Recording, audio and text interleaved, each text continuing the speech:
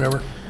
Okay, well, moving on to our next panel, I'm really delighted to introduce this panel dealing with Establishment Clause issues. I'm going to introduce them in the order in which they're going to be speaking, which does not happen to be the order in which they're sitting. But our first speaker will be Professor Douglas Laycock. He is the Armistead M. Dobie Professor of Law and Professor of Religious Studies at the University of Virginia. He is also the Alice McKean Young Regents Chair in Law Emeritus at the University of Texas at Austin, where he served for 25 years. And in between that, he was at the University of Michigan. He's published far too many articles to count on the subject of religious liberty and other issues of constitutional law. And he's also published articles and books on the law of remedies. And as a matter of fact, his many writings on religious liberty are the subject of a forthcoming 4-volume collection from Eerdmans Publishing. And the first volume, Overviews in History, is currently available. In addition to that, he's an experienced appellate litigator, including in the Supreme Court of the United States, and has worked behind the scenes on state and federal religious liberty legislation. He's represented clients across the religious and political spectrum, from the National Association of Evangelicals to the American Civil Liberties Union. Professor Laycock is going to be speaking on the Ten Commandments, the Cross in the Desert, and the Supreme Court's expedient turn to postmodernism. Our next speaker then will be Professor Mary Jean Dolan. She's an assistant professor of law at John Marshall Law School in Chicago, where she joined the faculty in 2007. She teaches constitutional law, family law, religion in the law, and lawyering skills. And her scholarship has focused on the First Amendment area, which is an area in which she gained expertise when she wrote laws and policies and advised the city of Chicago. She has recently published a law review article that expands on an amicus brief that she authored in the Supreme Court case of Pleasant Grove City v. Sumum. And she has published other articles in the William and Mary Bill of Rights Journal, Catholic University Law Review, Hastings Constitutional Law Quarterly, and other publications. And then our third final speaker is Caroline Corbin. She's an associate professor at the University of Miami School of Law. She holds a BA from Harvard University and a JD from Columbia Law School. She clerked for Blaine Michael of the Fourth Circuit and worked at Sullivan and Cromwell as the Pro Bono Fellow, as well as at the American Civil Liberties Union Reproductive Freedom Project, where we briefly overlapped not so many years ago. Not so many. Not so many. She's also an expert in the First Amendment, and her articles have appeared in the NYU Law Review, UCLA Law Review, and Boston University Law Review. So I will turn it over to Professor Laycock without.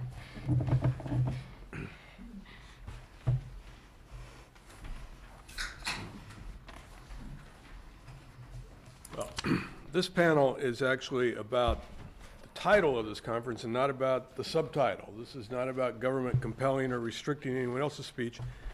This is about what government can say itself about religion. So we have this rule that says, in Justice O'Connor's formulation, but the rule is actually older than that, government cannot endorse a position pro or con about religion. Government cannot take a position on questions of religious truth. In the Founders' time, they said government is not a competent judge of religious truth.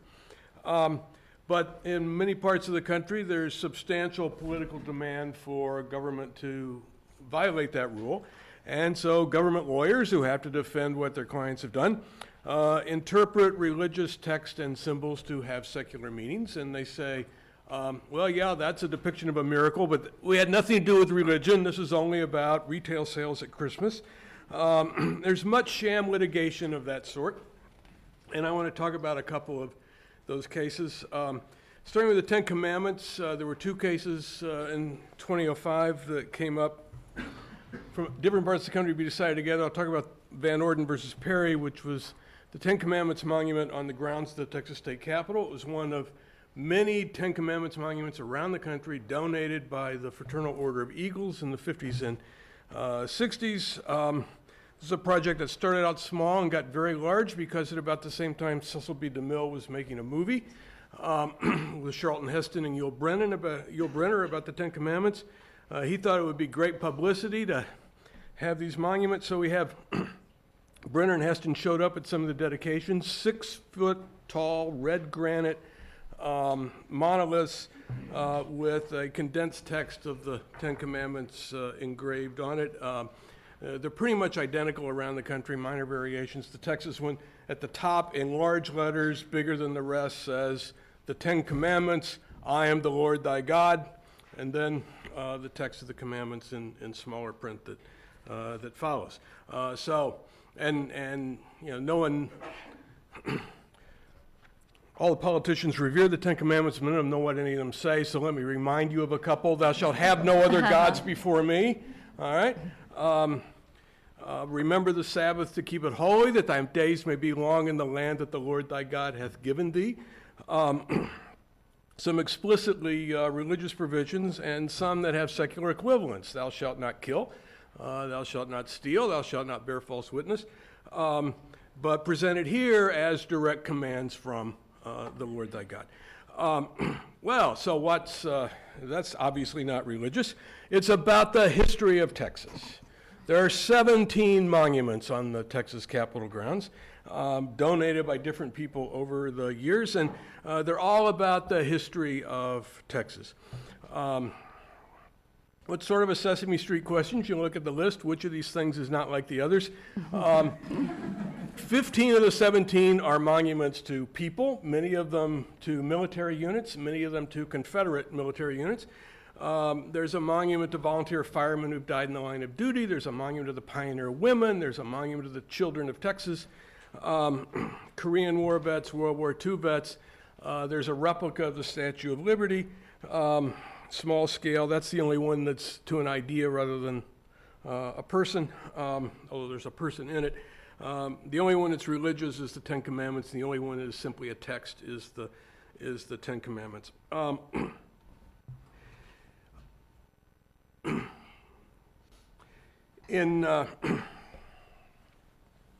The Supreme Court upholds that monument, strikes down a somewhat different Ten Commandments display from Kentucky for reasons that I'm actually going to skip over. There's no majority opinion in Van Dorn. I think what is much more interesting is what comes next in a case that Mary Jean is going to talk about, Sumim versus a little town in Utah. Same monument, donated by the Eagles, same text of the Ten Commandments, but a different claim. Sumim is a religious group in Utah that claims it has the other statements that were given to Moses at Mount Sinai and that were hidden all these millennia because the people were not ready to receive them. And these are the 7 aphorisms of Sumim. And their claim was the city has created a public forum because it accepted the Ten Commandments monument. Now it has to accept any other monument that any private speaker wants to donate. Well, it's an idiotic claim, right? It can't possibly be that you can fill up the park with monuments from every Tom, Dick, and Harry who wants to put one up there. They somehow won this case in the 10th Circuit and not surprisingly lost it 9-0 in the Supreme Court. The question is, how did they lose it? But note too, the very posing of the case makes explicit what had always been implicit in these religious endorsement cases. When the government endorses a religion, it plays sides, it takes favorites, it endorses one religion, it's not going to endorse any of the others. And it's certainly not going to endorse some religion that the public officials think are a bunch of crackpots who claim to have recently rediscovered a 4,000-year-old tablet from God. Maybe they did. Government has to be agnostic about that question. So it's a stupid claim, and it's not surprising the court rejected it. It's not surprising that it was unanimous. I filed a lot of amicus briefs. I didn't file in Sumim. I didn't think I had anything helpful to say. There was, nothing to be said for what the city was doing, and there was nothing to be said for Sumim's claim. So Justice Alito writes the opinion. And he says the obvious things, right? Government doesn't have to accept from Iraq a statue of tyranny to put in New York Harbor next to the Statue of Liberty. And we can't clutter up all the public spaces with whatever somebody wants to donate, and so on and so forth. But then he says, just because the city accepted the Eagles Monument with the text of the Ten Commandments doesn't mean that the city endorses the text of the Ten Commandments. They might have accepted it for reasons having nothing to do with the Ten Commandments. They might have accepted it because it's important to the history of the city, echoing a theme from Van Orden. And then he says, and this is what I mean by their turn to postmodernism, the plaintiff seems to think that a monument can convey only one message, which is presumably the message intended by its donor. I would have said the message it actually says on the front of the monument, but he says this argument fundamentally misunderstands the way monuments convey meaning. The meaning conveyed by a monument is generally not a simple one like beef, it's what's for dinner. Even when a monument features the written word, the monument may be intended to be interpreted and may be interpreted in a variety of ways. And then he talks about some examples that were in amicus briefs. What, for example, is the message of the Greco-Roman mosaic of the word imagine that was donated to New York City's Central Park in memory of John Lennon? Some observers may imagine the music that Lennon would have continued to make if he hadn't been killed. Others may, quote this one exactly, others may think of the lyrics of the Lennon song that obviously inspired the mosaic. Well, duh. If it so obviously inspired the mosaic, maybe that's what it refers to. He says, to take another example, what is the message of the large bronze statue displaying the word peace in many world languages in Fayetteville, Arkansas? Peace? Well, just maybe. Consider the statue of Pancho Villa that was given to the city of Tucson by the government of Mexico, with a wry sense of irony. Does this statue commemorate a revolutionary leader who advocated for agrarian reform in the poor, or a violent bandit?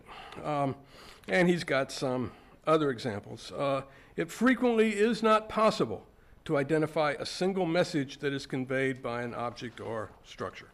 Well, no doubt that is true up to a point, but keep in mind that this is coming from the side of the court that believes it can interpret statutes by simply reading the text with no reference to legislative history or to context. The monuments he uses to illustrate are all monuments that do not have a single complete sentence of text. Imagine, peace, statue of a controversial human being. When you have full sentences that parse in ordinary English and have pretty straightforward meanings, maybe the answer would be different. I suggested that the way, in an amicus brief, the way out of all this sham litigation is a return to plain English, that when government displays a sacred text, it endorses that text, not quite period paragraph, but a very strong, not bursting bubble presumption that it endorses that text, unless the government visibly and objectively negates that endorsement.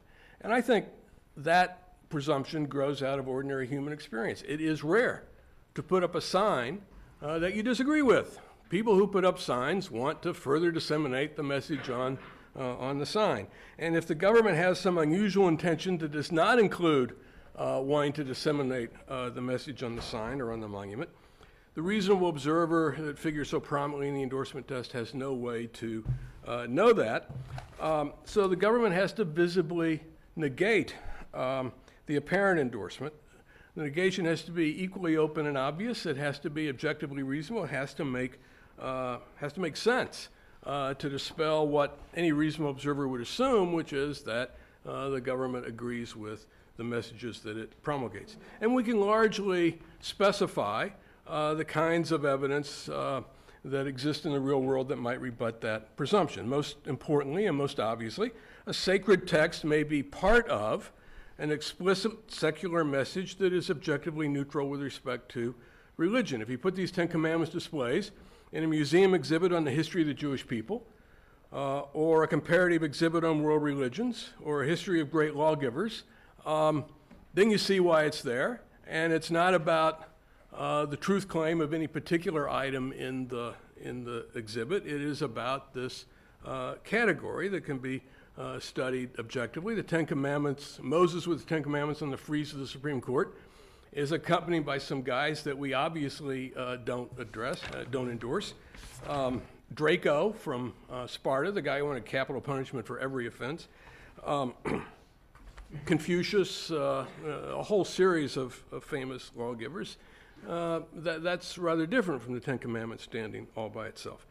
The claimed secular message has to make sense. In the Kentucky Ten Commandments case, there was some slapdash stuff kind of thrown together that obviously made no sense, and the court struck it down, and the dissenter said, there's no constitutional requirement that politicians make sense. Well, obviously not. That wouldn't be enforceable. But the fact that the so-called secular things they were saying didn't make any sense had strong evidentiary value on the inference that what they were really interested in was the religious message, and that the alleged secular message was a sham. One that hasn't been litigated, government units sometimes take pithy or eloquent formulations out of religious text, and they have no explicit religious meaning. They have a clear secular meaning. It's appropriate in the context. And it seems to me that is usually unobjectionable. So over the main entrance to the University of Texas Law School is inscribed that they shall truly and impartially administer justice. Perfectly appropriate for law school, comes from the Book of Common Prayer. Not many people know that. And it doesn't seem to be imposing any religion. There are some more controversial examples, but that one seems to be okay. There's always going to be a de minimis exception, and I think that's more an exception than a way of overcoming this presumption, but of course there will be a de minimis exception. Symbols may be harder to interpret than text, but some of the symbols that are often an issue in these cases have clear, well-known, and ambiguous primary meanings, and it seems to me impossible to ignore them. So let me talk a little bit about Salazar versus Buono, which is the cross in the desert.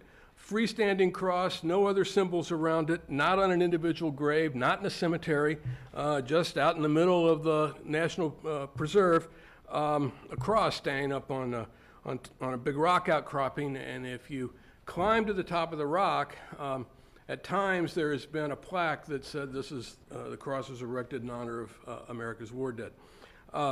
District Court and Ninth Circuit said unconstitutional, no cert petition. So that's res judicata. Congress then moved to privatize the cross, which would cure the violation if they really did it, and the issue the second time around was, did they really do it? Given that the cross was designated as the White Cross World War I Memorial, there was a reverter clause in the deed that the land came back to the government if it was ever not maintained as a war memorial. The land was sold to the VFW with no one else being given a chance to bid. And there was no requirement of any fencing or signage to mark off the private land from the surrounding governmental land. We'll let that issue go. Let's talk about what the cross means, because the government couldn't relitigate the constitutionality of the cross, but they laid in through their brief suggestions that, really the cross hadn't been unconstitutional in the first place because it had a religious meaning. They didn't try to deny that, but it also had a secular meaning. It was a way of honoring war dead. And so it was not an endorsement of Christianity. And some of the justices said similar things in their opinions, all in dictum. And Justice Alito, concurring, cited his summa opinion about how things can be interpreted in all sorts of ways. Plaintiff said, and the Jewish and Muslim war vet said, cross only honors the Christian dead. Which seems like a rather obvious point. Scalia, at our argument, says that's an outrageous argument, to which Buono's lawyer replied, Your Honor, I've been in a lot of Jewish cemeteries, and I've never seen a cross. Well, unpack that a bit. Why wouldn't he see a cross? We all know, but it helps to spell these things out. The secondary meaning that the cross has for honoring the dead is entirely derivative of the primary meaning. Right?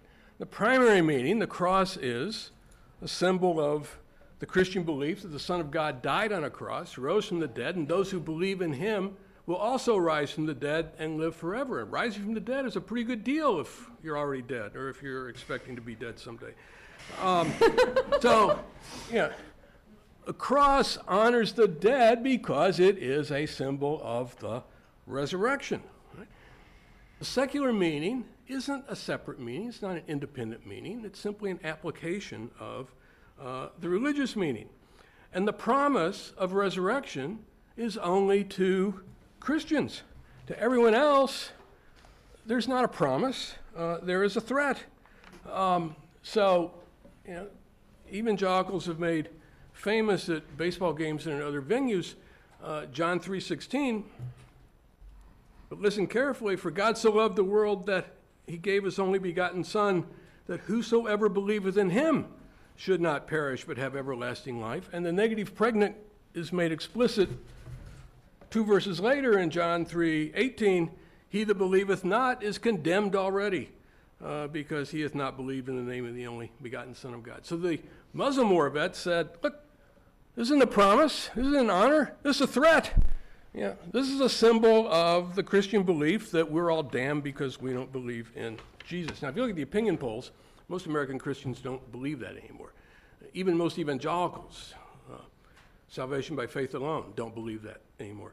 But that's certainly what the Scriptures say, and that's certainly standard form Christian theology, especially Protestant theology.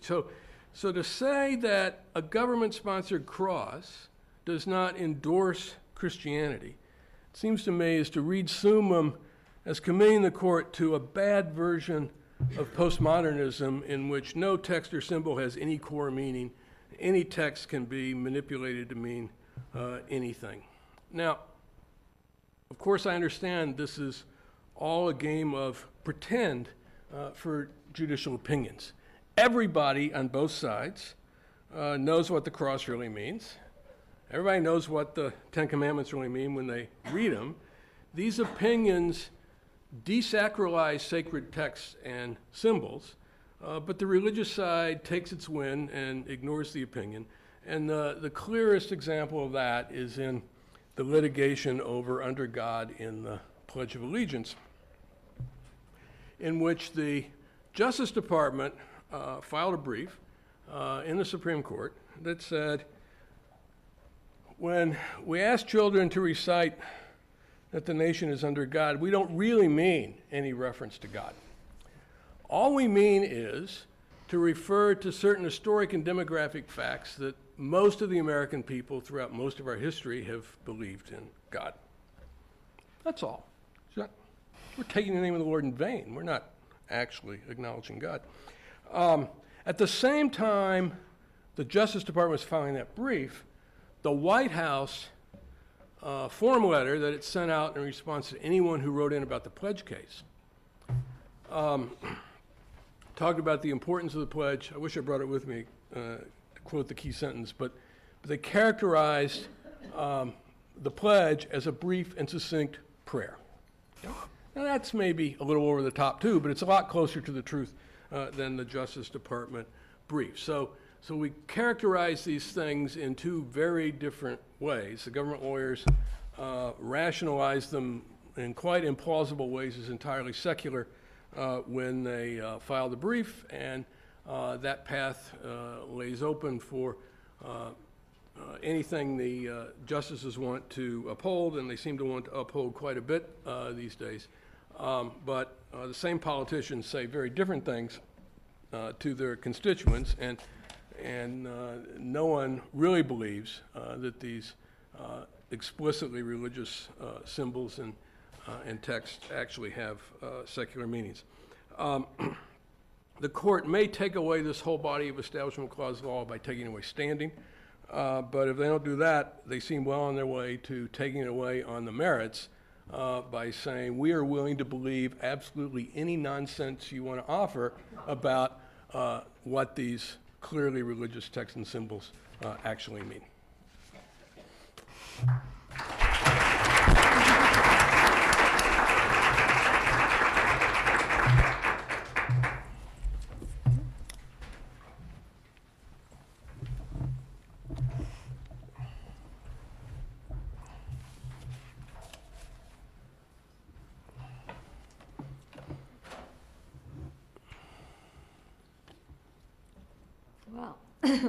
That's a tough act to follow. I had to, of course, start by thanking Case Western, Law Review, and the two Jennifers, and the Associate Dean, and Professor Jessie Hill for having us here. It's been a wonderful symposium so far.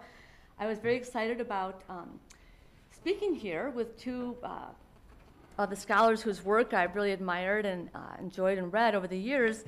I was a little skeptical about how, no, I was a little skeptical knowing that I was going to look a lot less sympathetic than they did, since I was a government lawyer for a number of years, representing the city, trying to handle these religion and speech issues. But now that Doug has spoken, and I know what Carolyn's going to talk about next, now I know I'm really going to look like the bad person here.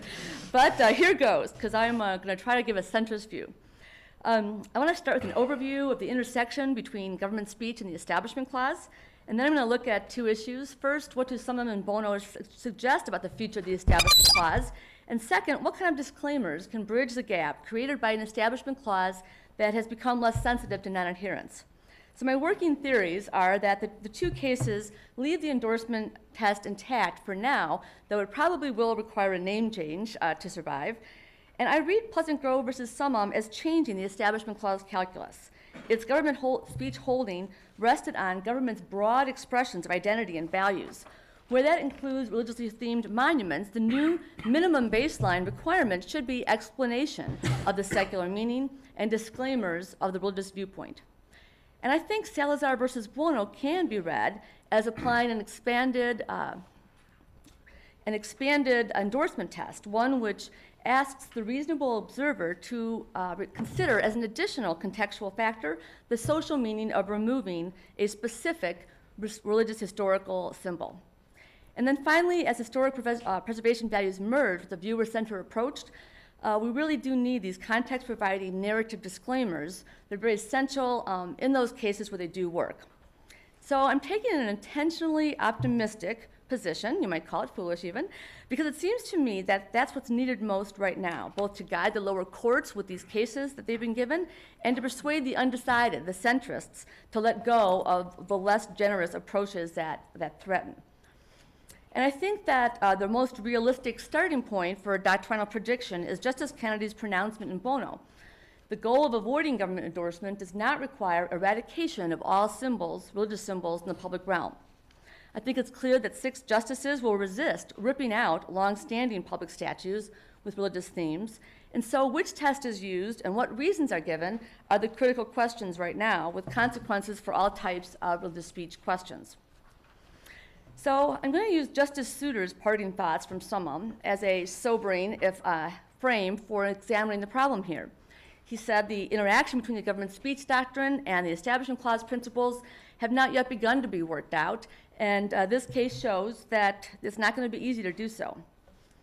So he proposed using the same endorsement test to address both types of claims.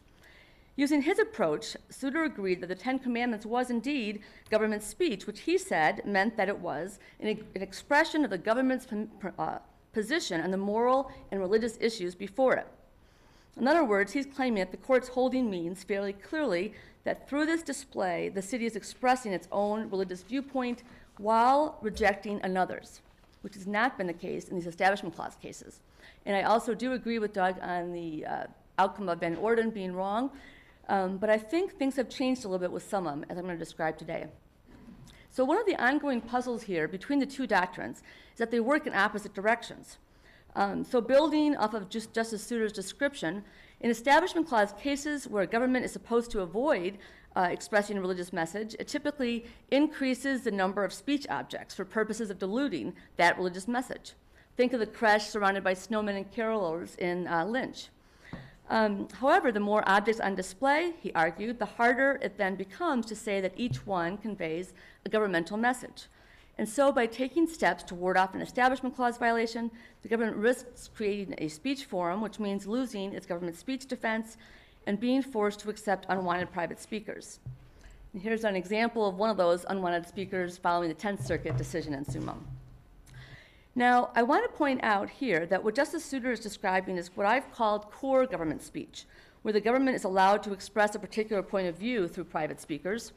This thick version of government speech can be distinguished from the thin version, the speech selection cases, which are based on a particular discretionary function, Finley, Forbes, and American Library Association. And there are greater, though still undefined, limits to viewpoint expression. For example, as Professor Fred Schauer's written early on, a public library could not decide to reject all books that criticize the American government or its wars. But that's exactly the kind of viewpoint discrimination the court wanted to permit in the monument context. The case clearly states that governments can accept and display an Iraq War memorial, for example, while refusing a monument to Saddam, but also a monument depicting Iraqi civilian casualties. Let's see. Oh yeah, so I got my little scribbled notes while Doug was talking. I said, Professor Laycock read to you from the same decisions I'm going to read to you from. He stressed the bad Alito, and I'm going to stress the positive parts of the case. So we'll see what you think. I think they're more essential to the holding of this case. So to get that result, the court had to rely on the thick government speech doctrine from Johann and Rust, but it also had to extend those cases to cover broad thematic identity speech. So listen to the words he used to describe how the government's expressive intent with monuments. When deciding to display a donated monument, a government intends to instill a feeling or convey a thought. And so it selects only monuments which present the image of the city that it wishes to project to park visitors. And it would, and now can, reject any monument conveying a message with which it did not wish to be associated. So what this means for the Establishment Clause is that a government could get all the benefits of the government speech doctrine, the new one, the defense to free speech claims, without having to articulate a narrow or specific message. And one more point I want to go to is that the ACLJ's briefs, they represent the city in this case. They're the conservative Christian version of the ACLU, if you're unfamiliar with them. They really emphasize the government's role as curator or editor of these privately donated monuments. And they tried to push the court to rely on Finley, Forbes, and ALA. Why? Because if the government speech holding was the speech selection activity type, then the government would have discretion to pick and choose, yet the monuments would remain essentially private speech. And this, in turn, would provide more constitutional leeway, they thought, for private speech that expresses religious messages. And so this subtle doctrinal difference also plays into other current debates, like high school graduation speeches and legislative prayer. So this collision course is part of the reason, I think, for Justice Souter's melancholy warning.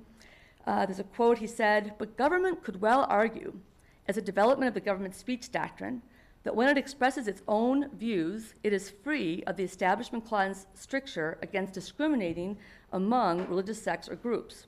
Whether that view turns out to be sound is more than I can say at this point." Now, this lament from an articulate separationist was somewhat puzzling at first, more so because the Salazar decision itself expressly noted that the Establishment Clause is a limit on the government speech defense. I don't think it actually did speak directly to this Ten Commandments issue, as was said earlier. So I think his words also address this larger, widespread concern. The Roberts Court is poised to write the final revisions to a changed Establishment Clause jurisprudence. And I think Professor Laycock is right that really part of it is how much is implicit and how much is actually explicit. And I guess I believe that saying some of these things out loud, yes, we do have the right to pick and choose among religions, and that's our defense to this case, is a lot worse than arguing over the meaning of the words in an Establishment Clause case. So let's give you this background. So for over 60 years, of course, the Supreme Court has proclaimed government neutrality, both between religions and between the religious and the secular. This tolerant approach adapts the framers' concerns to modern pluralism, which now, of course, includes increasing numbers of Muslims, non-theists, the non-church, the non-believers. But in recent decades, with the culture wars, there's been an increased support for non-preferentialism, this idea that government is allowed to promote religion generally and is restricted only from discriminating among religions. And also lurking in the background these less tolerant strains, including Justice Scalia's famous dissent in McCreary, where he celebrates the government's right to express monotheism, and then the far right's real proclamation that we are a Christian nation.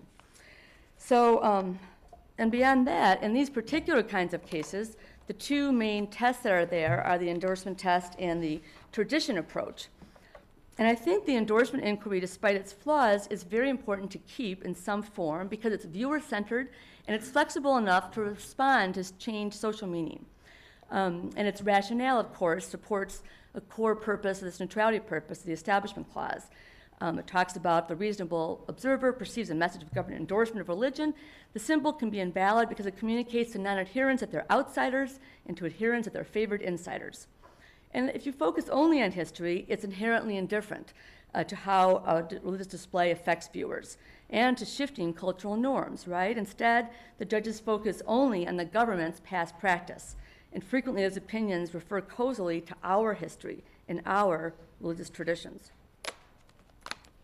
Excuse me. So, before I explain my tradition on my theory on Salazar versus Buono and how it might provide a new model for synthesizing these two tests, I'm going to discuss why I have any idea that the Supreme Court might actually remain open to caring about what the viewer thinks, or a context-sensitive approach. So, Pleasant Grove versus Summum has been interpreted by some as the death knell of the endorsement test. And the conclusion derives from Justice Alito's long postmodern riff, which I would say is dicta, that you heard all of it from, read to you just a few minutes ago. But I think it's, they're calling that that's his dicta, that's his rambling, that's his setting up for the Buono decision, essentially. And I think that you can't say it's over based on the actual rationale of the Summum case. So if you look at, we already looked about how, if you look at how he keeps focusing on viewer attribution, and that, of course, is the essence of the endorsement test, he wrote, persons who observe donated monuments routinely and reasonably interpret them as conveying some message on the property owner's behalf. In this context, little chance observers will fail to appreciate the identity of the speaker anyway. But he also talks about by placing donated monuments in a park linked to the city's identity, it unmistakably signifies to all park visitors that the city intends the monument to speak on its behalf. So to rely on that for one purpose and exclude it for the other, I think was going to be hard to do. So looking next at what Buono indicates about the endorsement test's resiliency, it's hard to be certain of anything because given its complex procedural history, the justices were somewhat hemmed in by the earlier proceedings. I saw some indication of some movement potentially by Justice Kennedy, but an argument for it, but it's a very obscure argument. So instead, I'm just going to give some examples from Justice Alito's opinion. First, he observed that a symbol's social meaning varies by historical era.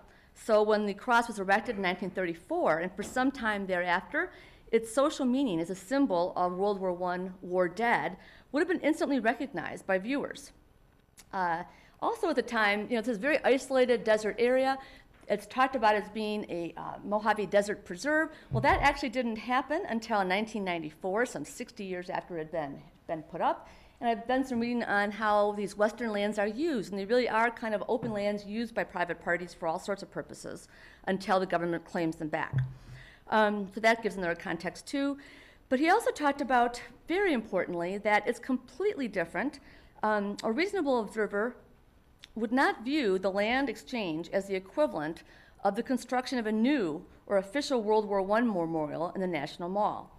So the social meaning of preserving a 70-year-old war memorial is distinct from the triumphalism that would be conveyed, that is conveyed when governments sometimes erect religious symbols now in today's more diverse and combative times. It would be especially egregious, of course, to install a Christian cross in the nation's capital to represent all veterans. I think that the devil is always in the details, or bad metaphor.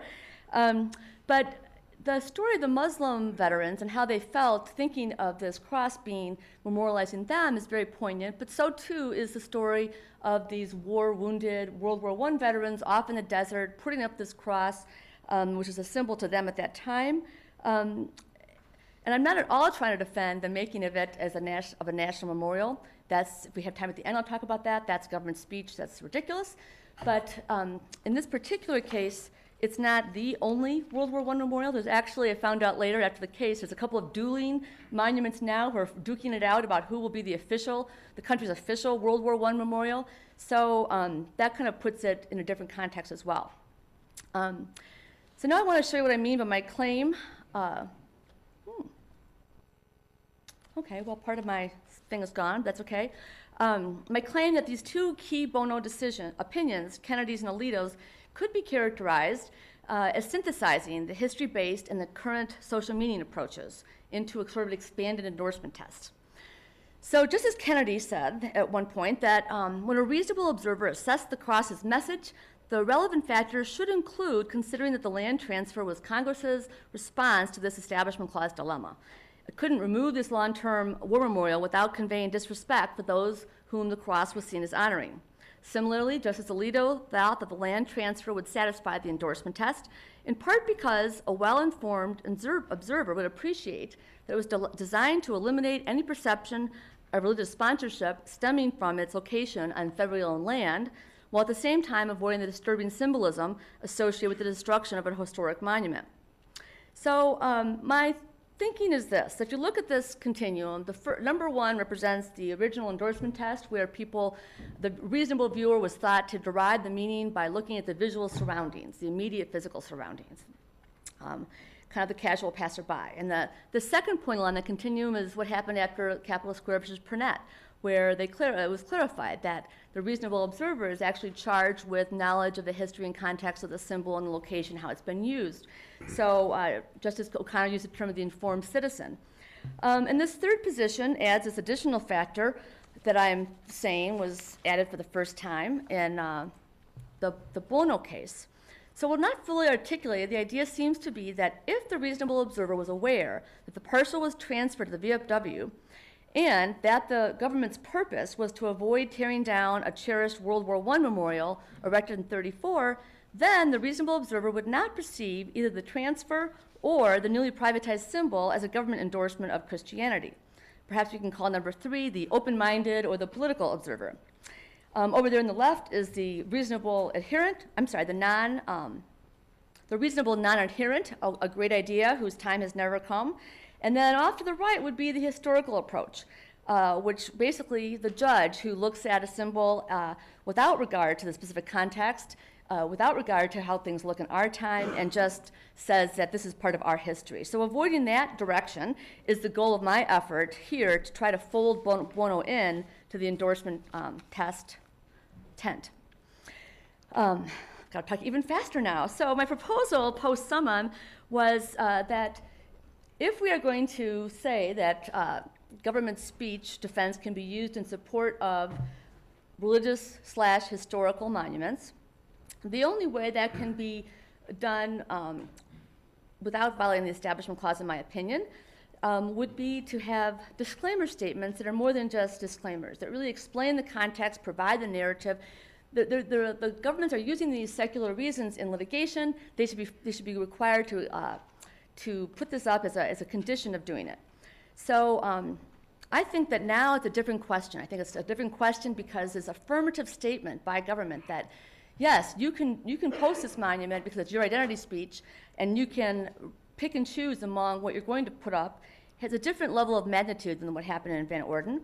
Also, in Van Orden, Justice Breyer's controlling concurrence relied in part on the donor plaque, surprisingly. It's a little-known fact about the Eagles, and he thought that because that's there, that viewers would attribute the message in part to their campaign and their work, and their secular social service work, which is no longer going to be relevant. So the disclaimer I proposed was fairly comprehensive. You should have seen my ordinances. They were crazy. So it was very, very long, but I think they should all have technical difficulty, but surmounted pretty quickly. So they should all have this kind of part. The first part, the paragraph tells the story of the secular origins. They're relying on that. That should be part of what's shown to the viewers. The second part is explaining why it remains today on public property in neutral yet respectful terms. And the third, and it's all in my article if you'd like to read it, the third is the government's express statement of its neutrality and its respect for the citizens' diverse,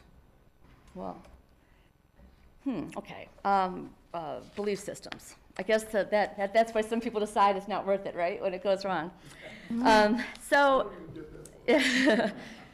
and it's not unprecedented. These various types of signs have played small roles, kind of off-stage roles, not discussed very much in some of the court's Establishment Clause cases. For example, in the holiday cases where the displays were held up, Lynch, I think, had a season's greetings sign, and the Allegheny outdoor part that was held up, the mayor had a sign, Salute to Liberty, whereas the Allegheny cross on the creche on the stairway had a sign that only said, donated by the Holy Name Society, and there was actually an inscription, Glory to God in the highest. So, and Capital Square versus Purnett also stressed the importance of a disclaimer sign. All 5 justices who wanted to keep the endorsement test were simply arguing over how large the disclaimer sign was, how clear it was. There, the donor was the KKK, so they didn't need to have a story. That would automatically signal to people that it wasn't the state of Ohio's idea.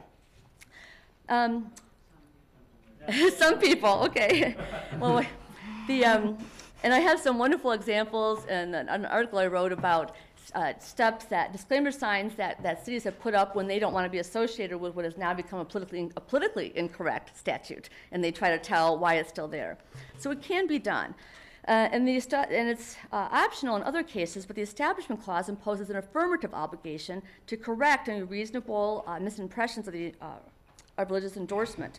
So now that, especially now, post-summum, when governments are going to benefit from the government-to-speech defense in cases of unspecified government identity speech, then the consequence should be that in cases of mixed religious, secular content, monuments, symbols, or speech, that the constitutional default requirement should be a disclaimer, which includes an explanation of the secular purpose and is required as a matter of course.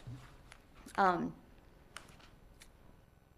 just about, I actually am out of time. You probably already figured that out, but I'm going to just try to wrap up as quickly as I can. The Mojave Cross case, it's too complicated to talk about this government speech or not, but there's parts in it that kind of show you the different levels of signs that could be up there. The Alitos, who disagreed with the remand, presumably wants this plaque put back up, which talks about, it's all that would say would be it was erected in 1934 by those veterans for this purpose. Kennedy went a little bit further and said, if the land transfer is not enough, then maybe a sign showing the change in land ownership should be looked at. The government actually plans to put up, according to the Solicitor General, a sign on Seaman Road where people driving by and seeing the cross will go by, explaining something, but not exactly sure what. And I guess my approach is not quite as conciliatory as I imagined, because at the oral argument, Chief Justice Roberts railed against the use of what he called special warning signs for only religious property. But I would go a little bit further and do a similar type of sign for this kind of case. We'd have to explain the original origins and set it in its historical context, have to explain why it's there now because the land has been transferred, and have to include a specific disclaimer of the religious message and a specific statement of the government neutrality and respect for veterans of all different religions. I think you all know that disclaimers are not a panacea. Sometimes they're too small, sometimes they're simply not credible. And we can answer any questions on the National Memorial Designation during question times. But I think that this kind of case-by-case and kind of simple practical solution is not all that appealing, and it's not very satisfying for anyone on either side of these stories. But I think separationism is unlikely to return anytime soon, and an intolerant historicism really threatens. And so these kinds of makeshift remedies are really what we have left, I think, to solve some of these problems as they are going to keep coming back. Even post-summum, there's a Green versus Haskell case where they put up a new Ten Commandments case, so I think that this is one solution, so we don't end up with this. Thank you.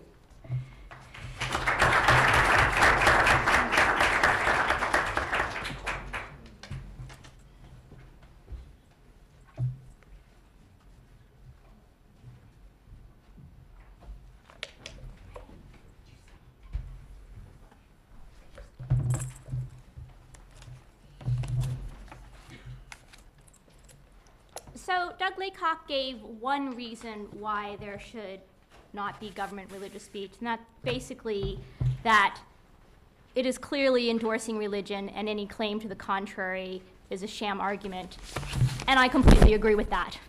But I'm going to give another reason for a rule against government religious speech, and that's its effect on a religious minority. So in the past few years, non-believers have become much more prominent in the United States. Atheist books and atheist iPhone apps have made bestseller lists. Organizations for non-believers have grown by leaps and bounds. And President Obama even acknowledged non-believers in his inaugural address.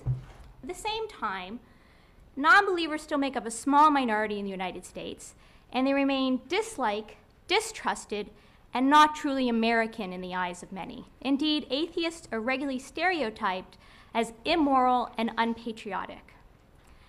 And I argue that government religious speech, such as In God We Trust or Latin Cross War Memorial, violates the Establishment Clause in part because it exacerbates the precarious positions of non-believers in this country.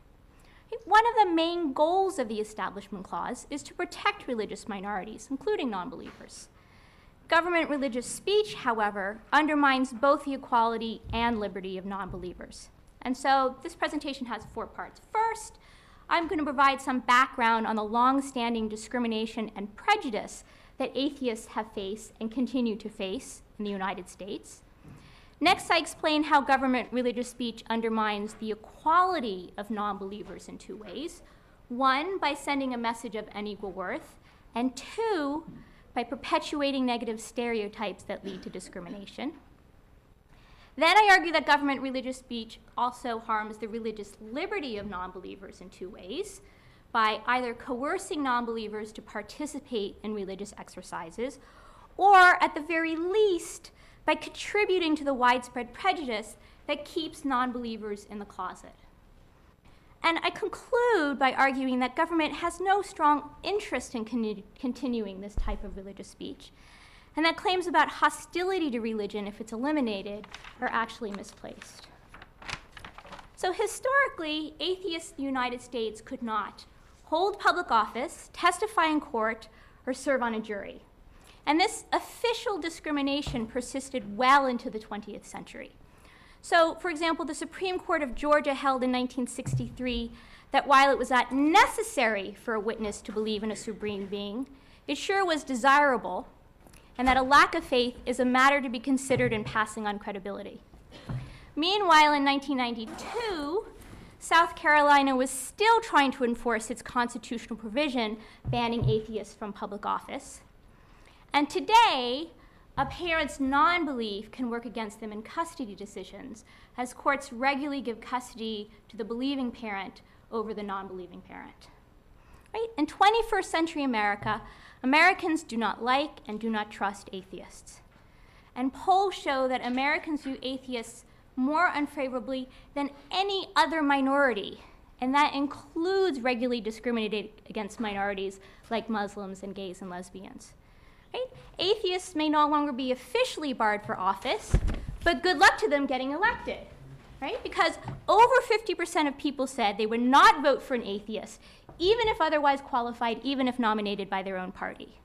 And Americans are equally unwilling to have their children marry atheists, and that question is considered a way to measure prejudice. And as I said, many Americans think atheists are 1, immoral, and 2, unpatriotic and un-American, right? 40% of Americans think atheism is very unpatriotic. Not just unpatriotic, but very unpatriotic, right?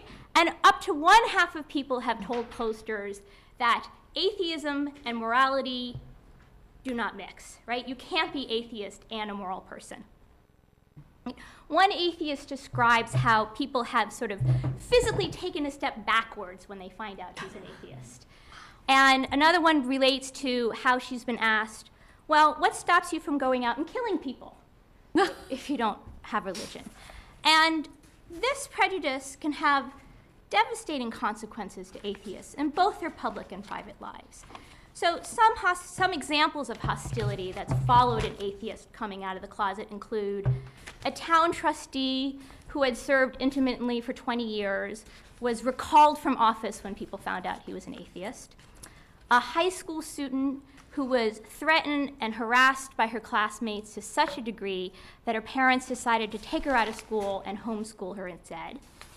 And a man whose wife separated from him when he announced his atheism, not so much because she was, that she found his beliefs so abhorrent, but she was worried that her inheritance from her religious family would be threatened, right? But the bottom line is there's quite a lot of hostility and prejudice. And in this context, where the hostility and stereotyping of atheists is so common, government religious speech can harm both the equality and liberty of non-believers. And in making this claim, I do understand the Establishment Clause as having an equality component and a religious liberty component. And again, I'd like to repeat that one of the main goals of the Establishment Clause is to protect religious minorities like non-believers. So as for the equality component, my argument is that government religious speech unconstitutionally causes both expressive harms and material harms. So under the expressivist approach to equality, which focuses on social meaning rather than intent or consequences, the government can't convey the message that it values some members of the community more than others because of their religious beliefs. So if, for example, the social meaning of a government monument is that Christians are superior, right, then it violates the equal protection component of the Establishment Clause. And of course, the problem is, as we've been hearing about, it's not always so easy to pinpoint social meaning, right? What if there are competing social meanings? People often disagree about what message is conveyed by government religious speech. So take the recent example of the Latin cross in Salazar versus Buono. Right? Many Christian groups tended to argue that the message of the Latin cross was simply to honor veterans of World War I. Non-Christian groups, on the other hand, argued for a social meaning that involved the government favoring and honoring Christianity. Now, arguably the Christian's view is just a sham, right? But even assuming it's not, and taking it a little more seriously, the Supreme Court tends to opt for the majoritarian view, right? However, the better account is usually the plausible meaning as understood by the minority group, as privileged groups tend to be blind to the way their privilege operates. So the claim that the state cross does not favor Christianity because it's a universal marker of the dead, which was the argument used in Salazar, sort of exemplifies this blindness. Right? A cross may seem like a universal symbol of death to an American Christian because, well, it represents death to them, right? They may never have learned the symbols that other religious groups do or do not use, and members of dominant groups tend to universalize their subjective experiences. Right? Nonetheless, the Latin cross is a Christian symbol, right? And indeed the US Department of Veteran Affairs recognizes this because it permits families of veterans to choose one of 39 different emblems of belief for their tombstones. All right, but does being positive about Christianity necessarily equate to a failure to show equal regard for others? Right? Unlike, say, segregation, where the message of superiority and inferiority is unmistakable, the social meaning of support for religion is much less obvious. After all, supporting one thing does not necessarily mean disparaging another. So, for example, right, the state can make because the state makes the piano the official musical instrument of the state, it doesn't convey the message that those who, say, prefer cello are second-class citizens. At the same time, supporting one thing can have these hierarchical connotations. So imagine, for example, that a state declared that the official state race was the white race. And so the question is whether making Christianity the favorite state religion is more like picking a favorite musical instrument or more like picking a favorite race. Right? And I would argue, not surprisingly, it's more like picking a favorite race for a couple of reasons. First, social meaning is dependent on context, and therefore the social meaning of a pro-religion statement has to take into account the prejudice and discrimination that non-believers have in the past and still today face. And second, religion is highly constitutive of identity, so that a state proclaiming this religion is favored is the equivalent to saying people of this religion are favored. And that's exactly the type of message that conflicts with the requirement to show equal regard to everyone, regardless of what their religious beliefs are. Right. Now, in addition to the expressive harms, government religious speech also causes material harms to non-believers. Right. In particular, government religious speech reinforces the stereotypes about atheists that drive so much of the discrimination against them. Government speech both reflects and helps shapes norms and values. And the government, with its religious speech, instead of trying to refute these harmful stereotypes, is actually perpetuating them. So take, for example, the stereotype of atheists as unpatriotic and un-American. Right? Two of the most widespread expressions of American patriotism, our national motto and our national pledge, invoke God. Right? And both were adopted during the Cold War, when the United States, as we heard earlier, when the United States was trying to contrast its godly believing citizens with the godless enemy atheist comrades of the USSR. Right? But adding God in this way to our statements of patriotism sort of reinforces that equation between godly equals patriotic citizen and atheist equals enemy of the US, or at the very least, not such a loyal American citizen.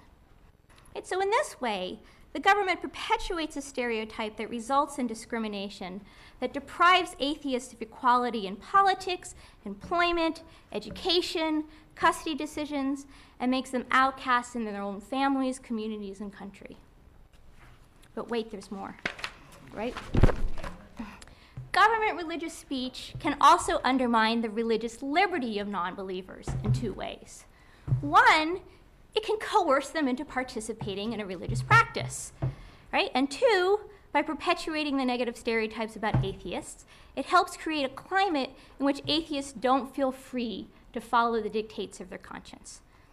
All right, so the claim that the state religious speech unconstitutionally coerces non-believers into acting contrary to the religious conscience depends on the type of coercion the Establishment Clause is deemed to prohibit. And requiring participation in a prayer on pain of fine or imprisonment obviously amounts to coercion. But that's not the only way the state can wield its power. Right? The state can also coerce by mobilizing social and peer pressure. So imagine that a town council opens its sessions with a prayer, and you're either a member of the town council or a citizen come to speak at the meeting. If you're a non-believer, you have a choice. You can either join the prayer and act contrary to your belief system, or you can refuse to join, out yourself as a non-believer, and suffer the consequences. And remember, the consequences can be severe, right? You can risk your ability to raise your children, earn a living, participate in democracy. As one atheist remarked, if I want a job in the community, I won't say I'm an atheist. Or another, it's the A word.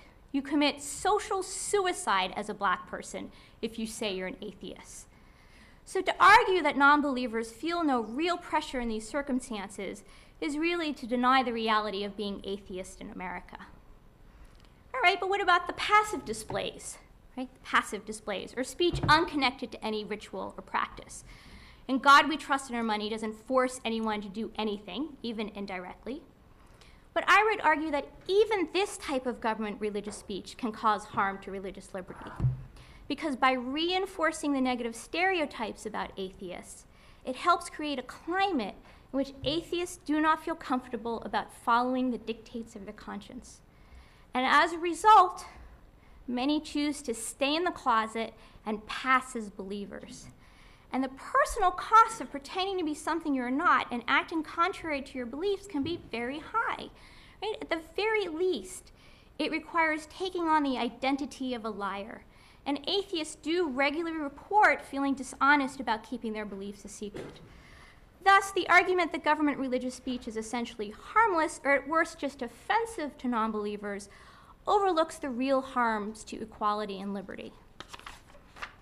And in closing, I want to touch on the state's lack of any real interest in government religious speech.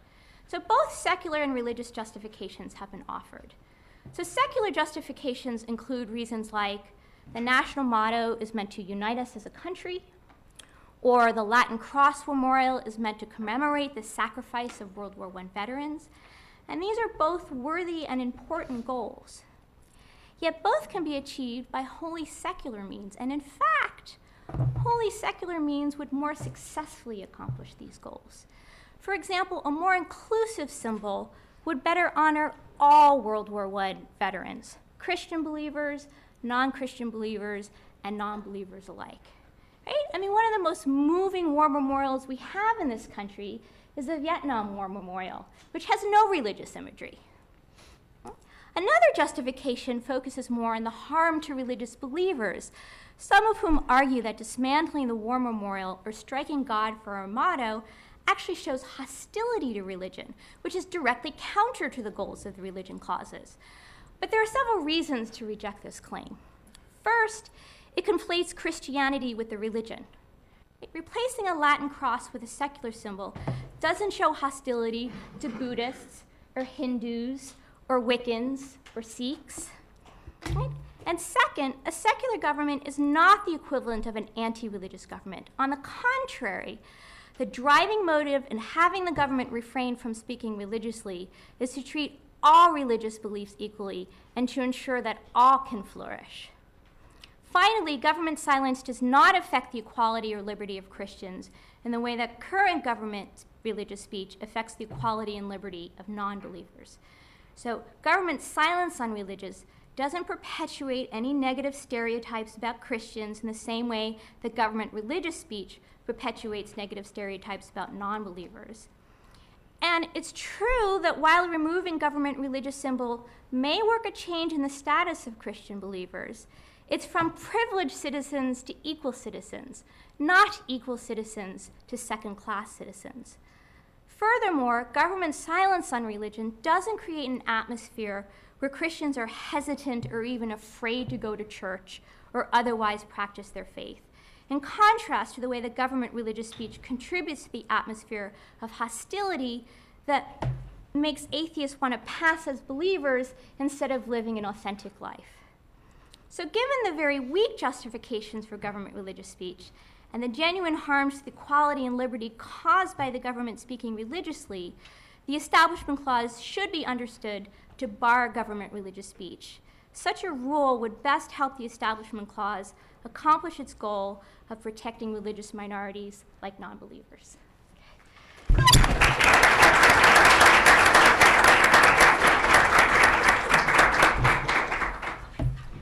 Well, thank you for that wonderful panel, and I'm actually going to take my,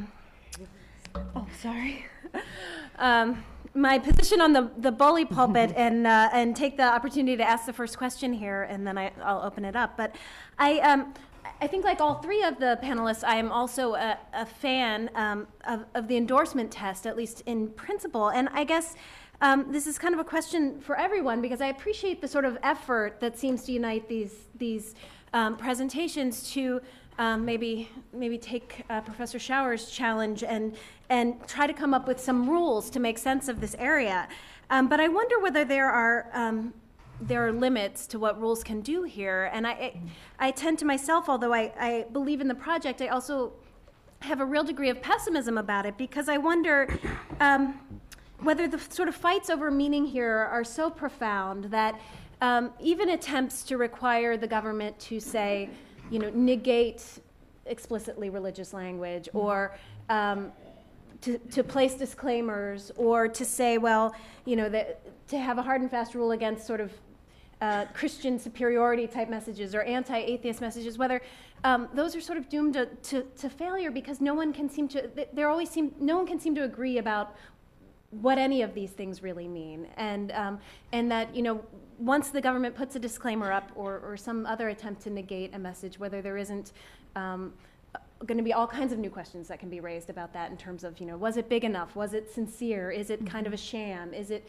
is it a pro-Christian or anti-atheist thing that's going on here. So I'll just throw it out to all of you. Well, I don't think Mary Jean and I are so far apart. We're both trying to figure out a way to take the government out of the religious message.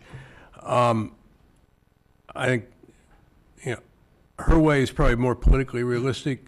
I think more difficult to implement because it puts the government in the posture of saying, here are the Ten Commandments, but we may not really believe them, right? I mean, the negation and the religious message are both explicit. And that'd be better than what we got. But what I was suggesting was looking more to the religious message has to be embedded in something larger, and the larger has to be genuinely secular and reasonable and not just thrown together. Well, that raises a whole, well, first of all, it's much harder to do because the people who want these things don't want that. Right? They don't want an objective secular message, they want a religious message. But second, then we get into the kinds of arguments we had in McCreary County where the larger secular context is pretty obviously a sham and doesn't make any sense. And they say things like the Ten Commandments dominated they didn't say dominate. This recognizes the vast importance of the Ten Commandments in the development of American law, which is especially evident in the Declaration of Independence, and no one could find it, right? I mean, one is laws based on the consent of the governed, and the other is laws handed down from God on Mount Sinai. I mean, it's hard to find the parallels there.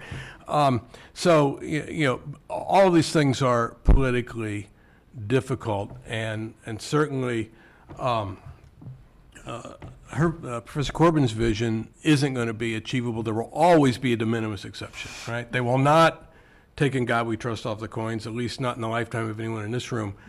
They will not tell the president what he can say at an inaugural address or in a Thanksgiving proclamation, and they will not tell Santa Fe and Corpus Christi they have to change the names of the city. There are things the court just ain't going to do, even if she and I could appoint the next 9 justices. So it's hard, but where and maybe the court should have just, and Breyer starts in this direction. Maybe it should have just said, there's statute of limitations. It doesn't matter when you were born. If the thing has been there longer than X, it's grandfathered in. Some of us might not like that result, but it would not put them in the posture of saying a cross is not a Christian symbol. I think maybe in some ways, I think precisely because of your arguments that so much of this is a sham, is it's not always so hard to determine the social meaning of things. I mean, I don't think that, that there really is any other reading of the cross for Establishment Clause purposes than that it's closely tied to one religion. And so I don't think it's quite as hard. I'm also maybe not quite as pessimistic about a view about how views may change. I certainly don't think this is going to happen immediately, but just thinking about how the nation's views about gays and lesbian rights have undergone a sea change really in the past couple of decades, I'd like to think that may be true for other groups as well. And I think I'm probably more in line with Doug as far as assessment of what will happen with particular parts of government religious speech. I think that typically throughout all the case law, there's been big distinction between different categories of such speech, and I think that actually works because it is everywhere, and it does different amounts of harm depending on where it is. And I guess I loved, Caroline, I loved hearing the stories of the atheists and what their experience was, but then I also thought, the kind of impact that you're discussing seems to me created more by kind of the local culture that we would not be able to change even if we took off the "In God We Trust" from the, wherever it is, the money. So I think, I think that's undoable. I think that getting rid of all those particularly small ceremonial deism type of God talk isn't that doable, and I don't know that there's that much of a connection to that and this everyday, the kind of, because I think of like being in a large city and living in a lot of the worlds that most of us maybe live in. And being an atheist would not make you excluded from your work and your home and your family, potentially. Maybe, I don't know, you're in the South, it's a little different. So anyway, but I wanted to follow up first on this endorsement test, and I do think that there's something to be said about trying to find some middle ground, whatever it is. And I think that sometimes it's a sham. It may be a sham, because there's always going to be people who are doing these things for the very reason that they want to promote religion.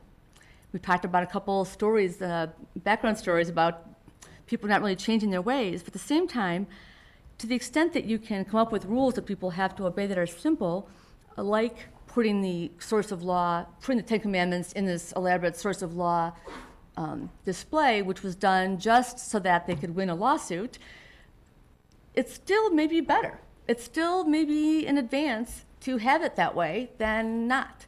Or it's still maybe better to have a disclaimer that explains the history of why this cross is up here and what it meant back in World War I when it was put up there, than not to have it. And so because I don't think we're going to get everything turned away, I think keeping some kind of focus on the viewer and the social media today and explaining the secular reasons, sham if they may be, is something. It's a starting point.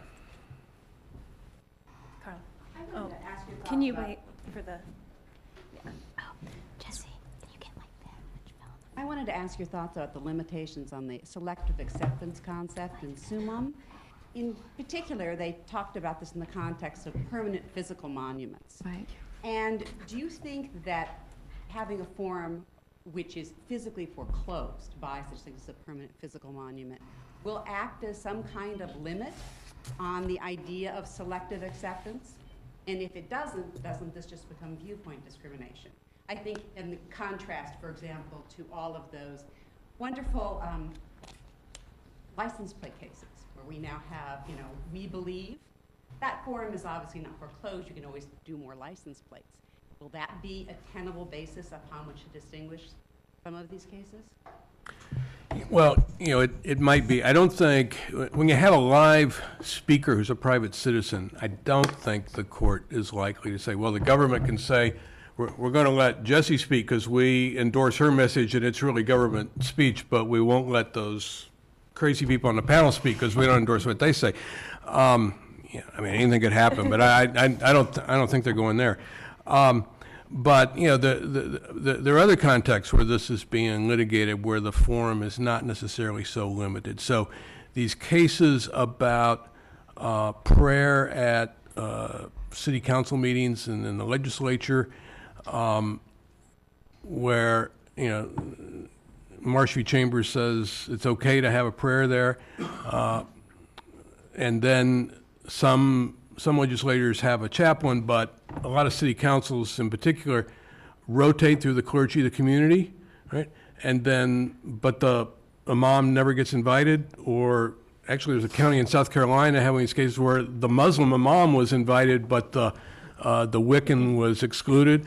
And there, you clearly you can expand the rotation. So it's not the same kind of physical limitation you have with permanent monuments, but there is a deep intuition that we don't have to let in religions that are really bad religions in the view of the people of this community. And I don't have any confidence about how those cases are going to come out.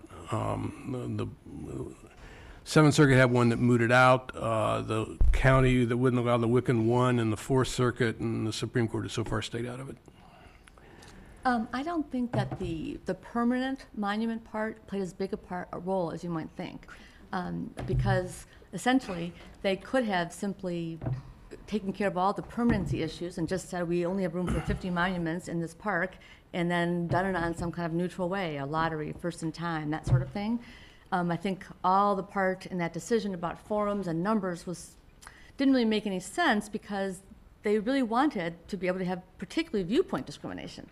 And I don't think we've come to that case yet where they didn't address the case of the Ten Commandments. That was not what was the issue. And so all we do know is that you can take, aside from religion, you can pick one viewpoint and not the other for a government speech. But the permanency is not a factor. The green sweater.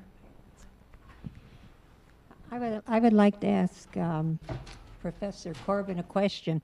I know you did a lot of research into all this. What's the percentage of atheists who feel like they're second-class citizens? Or is this just in one section of the country? It's because that's the first time I've ever heard that. The one study that I have found that there's not been a lot of research about atheists. It's sort of a new phenomenon. It's popular, but it's not been subject to that much scrutiny. One study I did find showed that at least 80% of atheists that answered the survey said at the very least they felt uncomfortable at family gatherings when a prayer was said, and they felt uncomfortable at the very least. And I don't know if how they broke it down further than that. 80% said felt uncomfortable when there was some kind of public prayer or invocation to God. So the majority of atheists don't like the practices, and I don't understand that really, because people are of all different religions, races, and whatever, and they know most people will just say we believe in a supreme power if you use the word God, or if you don't use the well, no, actually, that's the disagreement. Atheists don't. No, we know they don't. Every case I ever read and everything, and it's probably just through the news or the newspapers, anytime I read anything, it was always some father or some mother who said, they say prayer in school when they did, now they don't. Or if you had to do the Pledge of Allegiance to the flag of the United States, they didn't want their children to participate. Well, that's fine. They can sit down. I mean, we go to different people's homes. Maybe they are a different religion. Whoever says the grace they've, just as another example, we sit there and they're just beautiful words. And if a person doesn't like it, that's the way it, be that way. But I only see them as individuals who come out and speak as a whole, people who want to grind an axe. I hate to say it. They want some kind of center on themselves, and they use their children.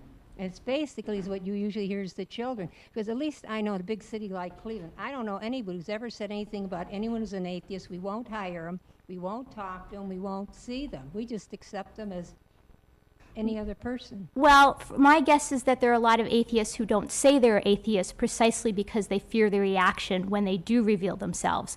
So there are a lot of atheists that are just in the closet precisely because they worry about the reaction that would greet them. So people often say, I don't know any atheists. And it's like, well, you actually may know plenty of atheists. They're just not speaking out. And the second point I'd like to say is that, again, the point of the Establishment Clause is that the government should not be taking sides on religion. It should not be endorsing some religious truth over others.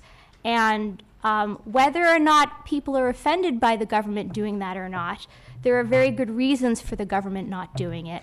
One of which I just described is how it really affects the equality and liberty of people who don't conform to that majoritarian religious view. I think they have a low self-esteem because We- they came out and spoke about it. Okay, we have another question over here. I think we should. She proves my point. I have a more sort of fundamental and basic question, and I apologize ahead of time if it sounds tremendously naive. But it seems like there's a lot of haranguing about whether the depiction or image or entity is religious in nature and what it conveys, and not so much analysis and discussion about whether or not it's government speech. And what I mean by that is I think that there's something qualitatively different about walking into a capital of a state and seeing the Ten Commandments and driving by a cross that you see on land that you may or may not know. I mean, I wouldn't know for sure whether that is government land. I mean, I have to go to the recorder's office or something. And I was curious whether or not the courts engage in any analysis with respect to whether something is actually government speech, or whether there's sort of some strict liability. If it's on government land, it's government speech, end of question, or whether there's some sort of analysis of whether or not something like a cross on land far away would be interpreted as governmental upon the person looking at it. Because otherwise I feel like this is an intractable issue. I don't know. Yeah, there are a lot of cases on that issue, because once the rule became clearly established that government speech endorsing religion is restricted and private speech is protected, then the game for litigators became to characterize everything on the government or the private side of the line, depending on whether they wanted to suppress it or support it. So there are a lot of cases, and it's just a different issue that we weren't talking much about today. In the particular context of land, certainly you can have private speech on government land. That's what all the public forum cases are about. Summum was about a claim that you can have a public forum for permanent monuments. It doesn't have to be a temporary speaker who comes for a while and then leaves. The cross in the desert was in a designated national preserve. It was a unit of the National Park Service. Everybody was there, was coming to visit the park. They're what called inholdings. They're privately owned parcels inside national parks and preserves, and there were some in the area, but the great bulk of the land around was owned by the government, and everybody there would know that because it was a formally designated, national preserve, part of the national park system. But yeah, those issues do get real attention, and they are not always easy. And I want to add just a point or two to that, which is that's an interesting part about comparing this new government speech defense that these cases are about, where there's really a binary answer. It's either government or private, whereas in the Establishment Clause question, it can be government or private in a way that looks like the government is endorsing it. There's a third option. So that's a lot of the case law.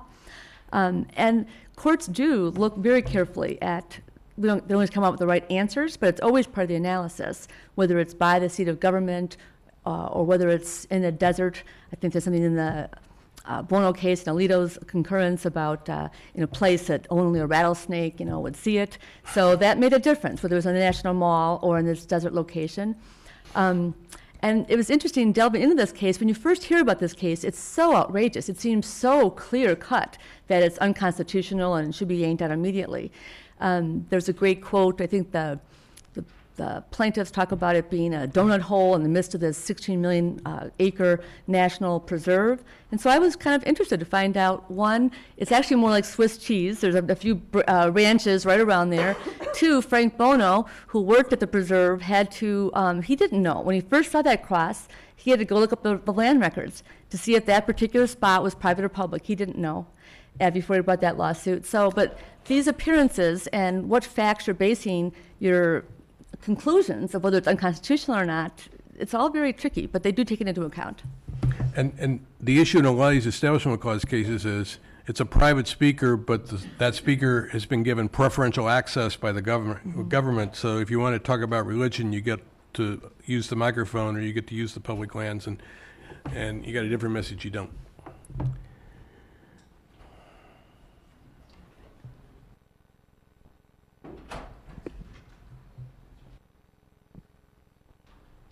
This question is for Professor Corbin, although I think Professor Dolan, in response to Professor Hill's question, may have hinted at it. It seems to me that your proposition is based on the assumption that discrimination against atheists is worse, or will be worse, because the government recognizes religion in some way. So, to me, if the cause of the discrimination is the public's belief, then why does it matter whether or not, why are atheists discriminated against more so because the dollar says, "In God we trust"? Do you have causal evidence? Can you comment on that? Okay, so I think the question was, well, we're not going to eliminate discrimination against atheists by removing "In God we trust" for the money, so why bother? And my argument is, it's true, I'm not arguing that that is the only source of prejudice and discrimination, but it is one source, and given that the government isn't supposed to be favoring some religions over others, it's at least one source we should end, right? So, for example, if you're thinking about there are 10 companies and they're all dumping toxins in the river, right, and the 10th company's only dumping 10% of the toxin in the river, does that mean, if we're trying to end the pollution, that we should let them off the hook because they're only contributing a small percentage as opposed to all of it? I think the answer is no. And I want to add also that some of the types of religious government speech that's been called government speech is very damaging to atheists, such as the legislative prayers and the ones where they're more actively involved. Do you think, I'm kind of curious if you would want to, if you draw any distinctions between the levels of harm caused by different kinds of speech? No. No. How about your bright line rule? That's for you. Only the nose of mine. Okay. Justice Kennedy most notably does. The active ceremony he thinks is unconstitutional, the passive display he thinks is fine. I think it's easier to argue about why that should be stopped, but I think if it causes harm, and I don't think there are strong reasons to continue it, then I think it should cease. Okay, I think we have time for one more question. Okay, Dan? and this is also for Professor Corbin. Because I find the atheism issue really fascinating. I'm wondering if you think that, does it totally gut the equality rationale? Or is there still room for equality in the Establishment Clause jurisprudence? In other words, if you were to open a legislative session and it's turn for the time for the atheists to come, do we say, and today we'll have no prayer to honor our atheists, or do we invite an atheist to give a statement?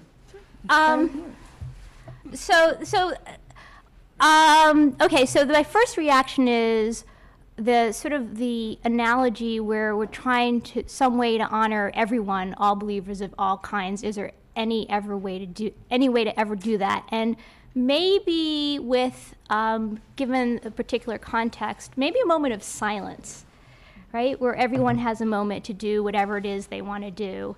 And you're not, I think the problem with trying to sort of rotate it among all the religions is I think inevitably it's not going to, there's still going to be some that are going to be much more favored more regularly than others. So I don't think that's quite an answer to that. So you have 100 legislative sessions and 90% of them are Christian, 10% of them are minority religions, and 1% are atheist. I don't think that's a satisfactory response to trying to really show equal regard for everyone. Great, well, thank you. Join me in thanking Dr.